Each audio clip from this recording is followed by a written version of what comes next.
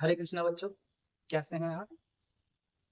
आशा करते हैं अच्छे होंगे और मन लगाकर पढ़ रहे हैं।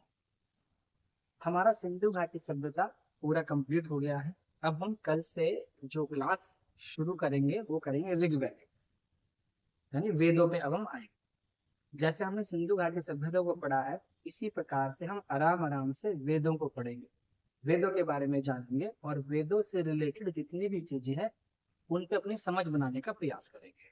ठीक है ना? अब हमने जो सिंधु घाटी सभ्यता पूरा पढ़ लिया था, आज हम उसके क्वेश्चंस को डिस्कस करने जा रहे हैं। लेकिन उससे पहले एक बात कि जैसे मैंने आप लोगों से पूछा था कि अगर आप लोग कोई और सब्जेक्ट चाहते हैं स्टार्ट कराना तो आप बता सकते हैं, उसको मैं स्टार्ट कर दूंगा। ज्योग्राफी चाहते हैं ज्योग्राफी करा लें, पॉलिटी चाहते हैं पॉलिटी करा लें। हर सैटरडे टू सैटरडे ज्योग्राफी की या पॉलिटी की जो भी आप शुरू करवाना चाहते हो उसी क्लास मिल जाएगी। या इकोनॉमी शुरू करवाना चाहते हैं या साइंस शुरू करवाना चाहते हैं, मैं किसी भी चीज को ऐसा नहीं करूंगा कि जल्दी से निपटाए काम खत्म। बिल्कुल हर एक स्टेप को, टॉपिक को समझाता हुआ, बिल्कुल बीच में ना ब्रेक करता हुआ इसी तरीके से चलता, अगर आप चाहते हैं तो। नहीं तो कोई प्रॉब्लम नहीं है, इतिहास चल रहा है, चलते रहते हैं इस जाते जर्नी शुरू कर ही रखी है हम, तो आगे बढ़ते रहते हैं। अगर आपको लगे हमें पढ़ना चाहिए और दूसरा सब्जेक्ट तो आप बताइए। वैसे जो मैं बोल रहा हूँ कि हम डेली 9 बजे क्लासेस डालेंगे तो आएगी बच्चों, जल्दी आएगी। काम बहुत चल रहा है, मैं बार बार आपसे बोलता हूँ कि काम बहुत वाकई में बहुत खाना, तो भगवान का जैसे आशीर्वाद रहेगा बहुत जल्दी वो क्लासेस भी आपके सामने आ जाए, है ना? चलिए हम शुरुआत करते हैं इसकी इन क्वेश्चन। क्वेश्चन है बच्चों, which of the following does not come under the three major periods of the Stone Age? इनमें से कौन सा पाषाण युग के 3 प्रमुख कालों के अंतर्गत नहीं आता? रेलवे एमटीपीसी ऑनलाइन परीक्षा 2021 12 मार्च। सारे क्वेश्चंस रेलवे कवर कर दिए हैं मैंने सारे, और ये बहुत अच्छे से पढ़ाया था कि पाषाण युग के 3 कालों में इनमें से कौन सा नहीं आता। ऑप्शन भी नीचे है, पर आप कोशिश करें कि ऑप्शन को ना देखें, जितने भी क्वेश्चन होंगे ऑप्शन ना देखें। ताम्र पाषाण, मध्य पाषाण, नव पाषाण और पूरा पाषाण। तो आंसर है बच्चों इसका ताम्र पाषाण। ताम्र पाषाण क्यों है आंसर? क्योंकि देखो आपको पता है ताम्र पाषाण संस्कृति तो नव पाषाण काल के बाद आई थी, और ये सारे भाग पाषाण काल के थे, मध्य पाषाण, नव पाषाण, पूरा पाषाण।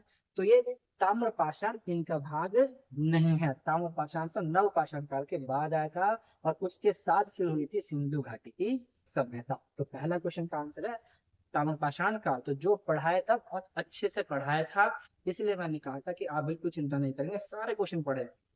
उसने ये पूछा, उसने ये पूछा, इसलिए मैंने जो मेरी पहली क्लास में हिस्ट्री की है ना, हड़प्पा सभ्यता, ताम्र पाषाण, मैंने पाषाण काल में कुछ छोड़ा ही नहीं कि अगर वो यहाँ तक पूछ सकता है तो और भी चीजें पूछ सकता है। इसलिए मैंने आपको पूरा मध्य कुछ पूरा सब पढ़ाया। आप नोट्स अच्छे से पढ़ें, इन क्वेश्चंस को करें तो कोई प्रॉब्लम आपको नहीं आने वाली। चाहे आप CBI income income tax inspector try करें, सीबीआई ट्राई करें, एसएससी ट्राई करें, आपको जीएस में तो कमी नहीं आने देगा। आगे से बढ़ो, ठीक है? आगे देखते हैं, पहला क्वेश्चन हो गया। सेकंड आते हैं। सेकंड क्वेश्चन क्या कहता है, पहले से बड़ा कर लेते हैं। देखो आप लोग, ठीक दिख रहा है आपको ये?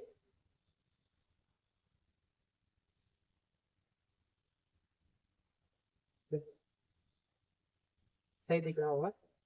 आरआरबी एनटीपीसी ऑनलाइन परीक्षा 14 मार्च 2021 की। क्वेश्चन है, भीम की गुफाओं की खोज कब हुई थी? Very very important question. Answer है 1957 से 1958 के बीच। और ये भीम मध्य प्रदेश के रायसेन जिले में पड़ता है, सब पढ़ाया था। और इसकी खोज श्री डॉक्टर विष्णुधर वाकणकर ने की थी, जैसा कि मैंने आपको बताया था। यही नाम है उनका, विष्णुधर वाकणकर। हाँ, विष्णु श्रीधर वाकणकर, ये पूरा नाम है उनका। तो मैंने आपको विष्णु श्रीधर वाकणकर का नाम भी मेंशन करवाया था, मध्य प्रदेश में मेंशन करवाया था, रायसेन जिला भी मेंशन करवाया था। तो भीमबेटका की गुफाएं की खोज कब हुई थी? 57-58 में। भीमबेटका कहाँ पड़ता है? मध्य प्रदेश के रायसेन में पड़ता है। भीमबेटका की जो ये खुदाई करवाई थी, गुफाओं की खोज की थी, ये डॉक्टर विष्णु श्रीधर वाकणकर ने की थी। ये सारी बातें आपको मैंने उसमें मेंशन करा रखी है, ठीक है? आगे, अच्छा इसमें एक पॉइंट और था कि सन 2003 में यही जो है हमारा भीमबेटका, इसे यूनेस्को ने विश्व धरोहर सूची में शामिल किया था। इस पॉइंट को भी आप ध्यान रखेंगे। देखें इसे एक बार। ठीक है बच्चों, तो ये हो गया। और भीमबेटका को 2003 में यूनेस्को ने विश्व धरोहर सूची में शामिल किया था। तो ये बात भी आप ध्यान रखिए। अच्छा, भीमबेटका विंध्याचल की पर्वत श्रेणियों से घिरा हुआ है, ये भी याद रखना। भीमबेटका विंध्याचल की श्रेणियों से घिरा हुआ है, विंध्याचल पर्वत जो उसकी श्रेणियों से घिरा हुआ है। तो अगर पेपर में पूछना है खोज किसने की, तो श्रीधर वाकणकर ने, विष्णु श्रीधर वाकणकर ने। कब की? 57 से 58 में। कहाँ पर स्थित है? मध्य प्रदेश में। मध्य प्रदेश में कहा? रायसेन जिले में। किससे घिरा हुआ है? विंध्याचल पर्वत श्रेणियों से घिरा हुआ है। ठीक है। और यूनेस्को ने इसे कब शामिल किया? तो 2003 में यूनेस्को ने इसे अपनी सूची यानी विश्व धरोहर सूची में शामिल किया है। ठीक है, तो ये हो गया हमारा दूसरा क्वेश्चन। तीसरा क्वेश्चन देखें।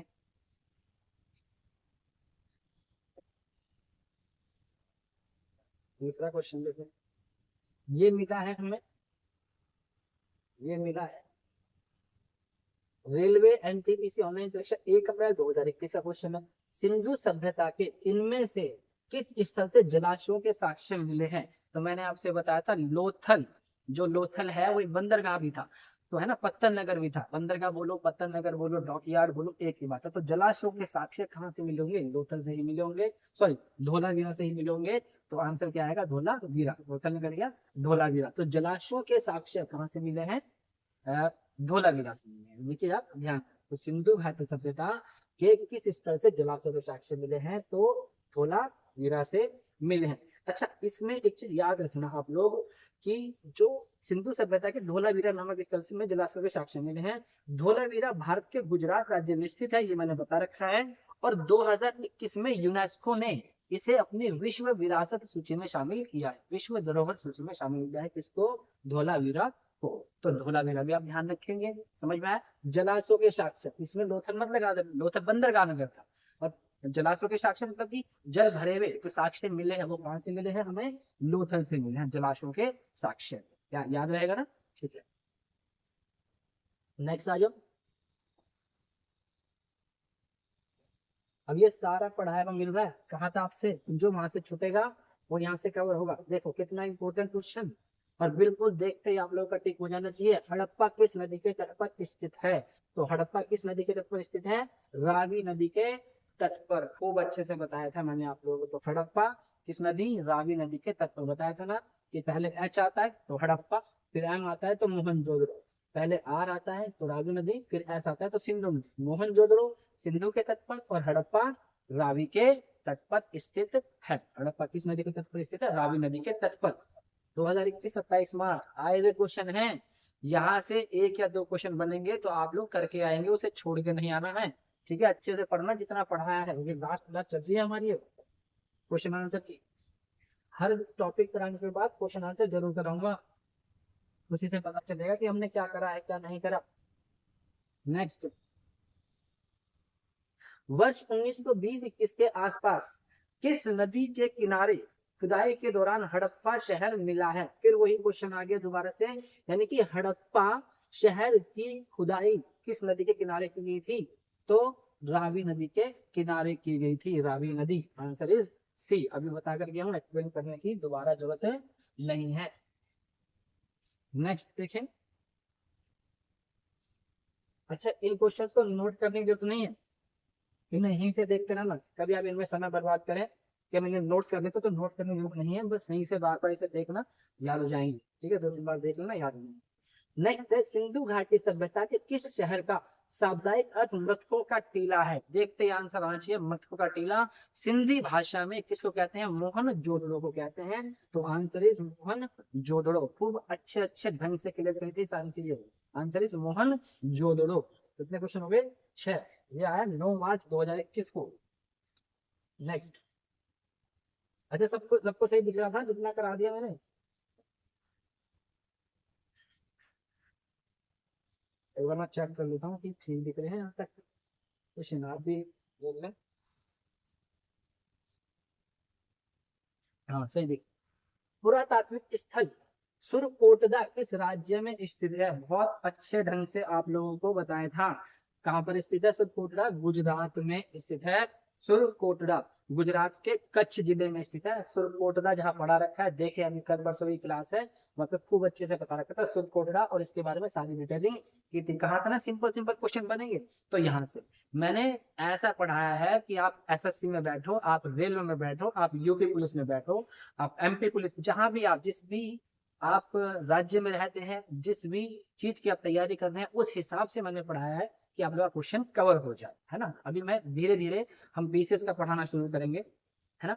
उस पीसीएस में और हम डिटेलिंग में जाएंगे तब, और आपको जो लोग पीसीएस पढ़ना चाहते हैं, तो फिर ये फर्स्ट हमारा कोर्स आएगा वो वाला भी बहुत अच्छे ढंग से हम पढ़ाना शुरू करेंगे, है ना। तो उसमें बहुत सारी चीजें क्लियर करेंगे। फिलहाल के लिए पूरा जनरल कंपटीशन का बैच है। जनरल कंपटीशन में कुछ भी देना आप लोग, कोई सा भी पेपर, आपका पेपर जीएस में तो अच्छा बन जाएगा। आपकी पकड़ भी जीएस में, विश्वास दिलाता हूँ मैं आप लोगों को। आगे सब देखो भगवान के ऊपर है, सब चीज ठीक रहती है, उनका आशीर्वाद रहता है, तो मैं आपको बहुत अच्छे ढंग से पढ़ाता हुआ चलूंगा। तो ये देखो सब पढ़ा रखा है। सुरकोटड़ा किस राज्य में? गुजरात राज्य में। नेक्स्ट आ जाओ, धोलावीरा। अभी देखो अभी पढ़ा था तुमने, फिर आगे दोबारा। धोलावीरा किस राज्य में स्थित है? देखते ही आंसर आना चाहिए। इसमें गुजरात राज्य में स्थित है आपका धोलावीरा, ठीक है ना। गुजरात राज्य में स्थित है धोलावीरा। जब उसने धोलावीरा दिया है कि किस राज्य में स्थित, तो अगली बार वो ये भी हो सकता है ना धोलावीरा की खोज किसने की थी। तो अब आप इसका आंसर मुझे कमेंट बॉक्स में बताएंगे, इसकी खोज किसने की थी और किस सन में की थी। सन इसलिए बोल रहा हूँ कि भीमबेटका का सन पूछ रखा है, तो सन भी पूछ सकता है। तो धोलावीरा की खोज किसने की थी और किस सन में की थी, आप बताएंगे। मैंने यहाँ बताया कहाँ स्थित है, गुजरात में स्थित है धोलावीरा। ये आया था आपको 15 मार्च 2021 को।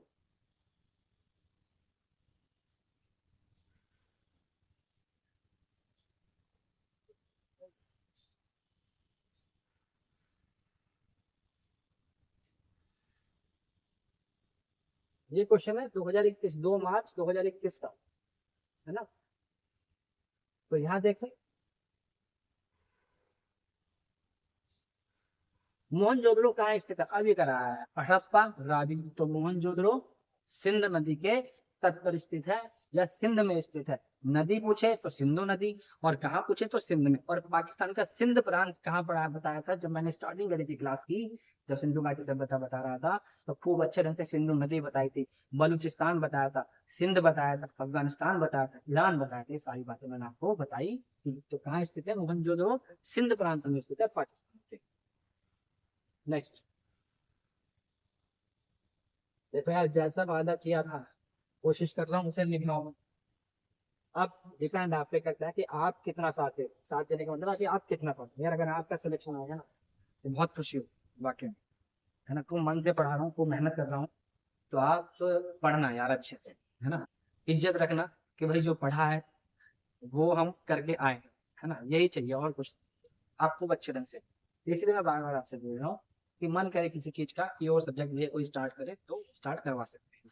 बाकी जो मैं चीजें सोच रखी है आपके लिए वो तो मैं कर ही रहा हूँ।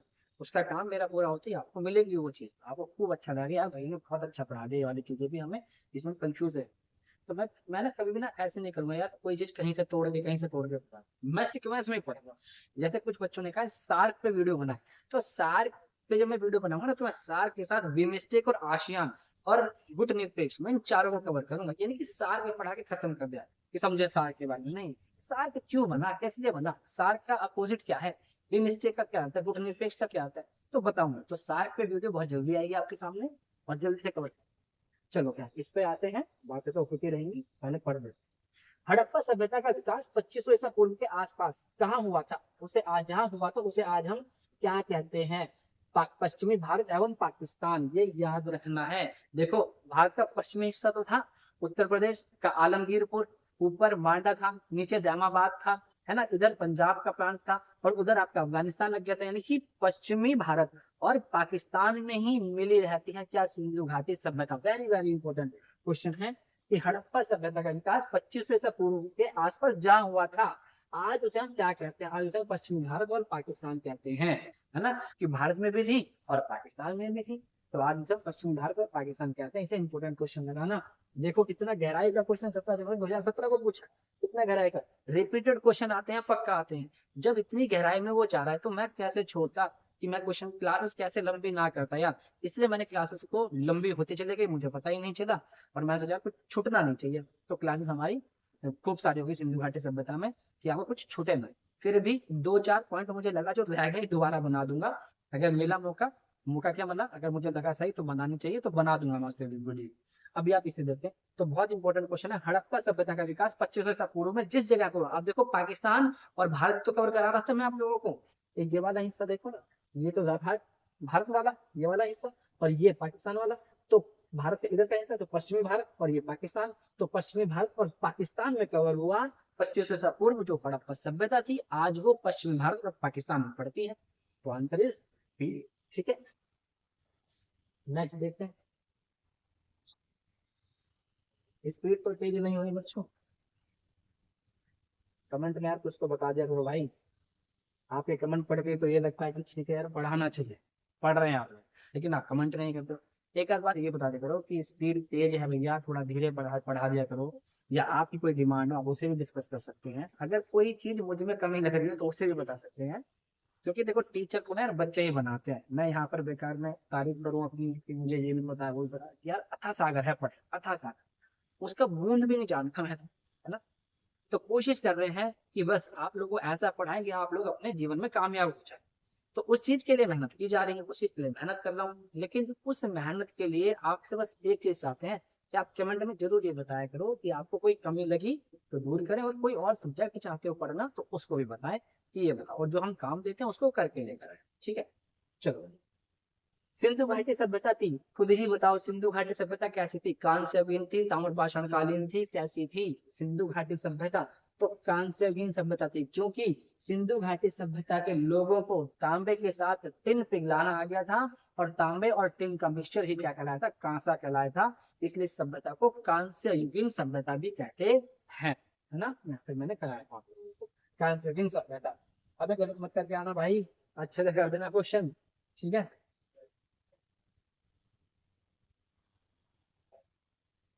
आगे देखो, खूब अच्छे से था। पूरा पाषाण काल में आदि मानव के मनोरंजन का साधन शिकार था। एक पूरा पाषाण काल का क्वेश्चन डाल दिया। याद करो, कहा था ना कि मनोरंजन का साधन क्या था पूरा पाषाण काल के लोगों का? शिकार करना। तो मनोरंजन का साधन शिकार करना था, ये मैंने ऊपर पढ़ाया था, यहाँ भी बता दिया। नेक्स्ट,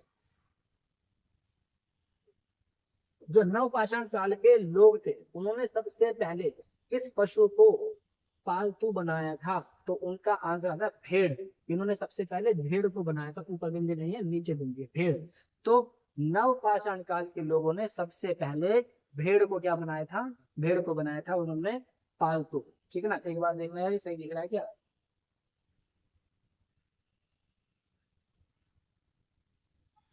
ठीक है, अब देखो नवपाषाण काल के लोगों द्वारा पाला गया प्रथम पशु था भेड़।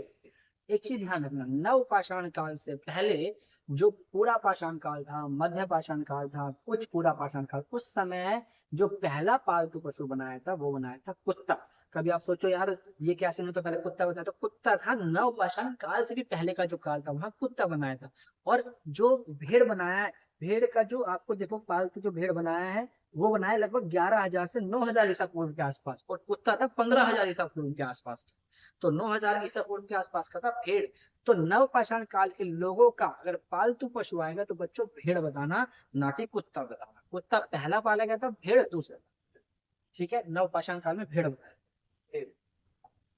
नेक्स्ट, ये भी मैंने आपको बहुत अच्छे से बताया था कि सबसे पहले कौन सा हड़प्पा स्थल खोजा गया था।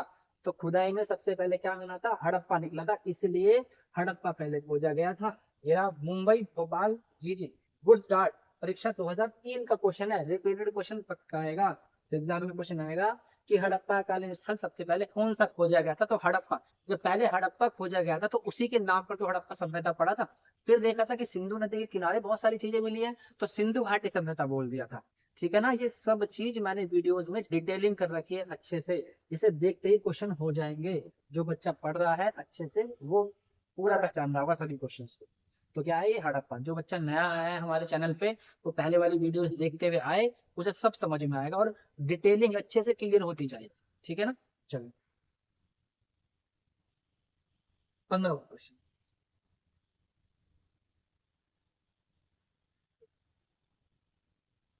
15 क्वेश्चन।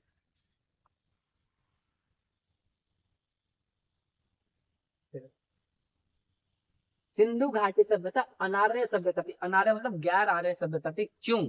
बहुत अच्छे ढंग से बताया था मैंने, याद करो। मैंने कहा था सिंधु घाटी की सभ्यता गैर आर्य सभ्यता थी, क्योंकि आर्य जो थे वो थे ग्रामीण, और सिंधु घाटी सभ्यता क्या थी, नगरीय। ठीक है, इसलिए ये अनार्य या गैर आर्य थी। सिंधु घाटी सभ्यता गैर आर्य थी। यह एक शहरी सभ्यता थी। बिल्कुल सही बात है कि सिंधु घाटी सभ्यता एक शहरी सभ्यता थी, जबकि जो आर्य सभ्यता थी वो ग्रामीण सभ्यता थी। इसलिए हमने कहा सिंधु घाटी सभ्यता अनआर्य मतलब गैर आर्य सभ्यता थी, क्योंकि ये एक शहरी सभ्यता थी। सिंधु घाटी सभ्यता क्या थी, शहरी सभ्यता। ठीक है ना। तो लिपि चित्रात्मक थी, ये ठीक है ना। इसकी अर्थव्यवस्था का आधार कृषि था, इसका विस्तार नर्मदा नदी घाटी तक था। तो ये वाली बातें हमने देखी थी उसमें, लेकिन मेन रीजन क्या था, क्योंकि गैर आर्य जो थी वो इसलिए क्योंकि ये शहरी सभ्यता थी। ठीक है। Next 16वां question. वीडियो थोड़ी बड़ी हो गई है ये। मैंने सोचा था कि 20-20 मिनट की वीडियो बना लेंगे, या 15-15 मिनट की दो वीडियो बना देंगे, 15-15 मिनट की, जिससे आप आसानी से कर लो। तो लास्ट क्वेश्चन कर लेते हैं ये वाला, उसके बाद एक वीडियो और बना दें 15 मिनट की, तो आपके सारे क्वेश्चन कवर हो जाएंगे। हड़प्पा सभ्यता निम्नलिखित में संबंधित है। कांस्य युग से संबंधित है। किससे? कांस्य युग से। तो हड़प्पा सभ्यता कांस्य युग से संबंधित है। क्लियर हुआ यहाँ पर? ठीक है, देखो इसे सही दिख रहा है कि?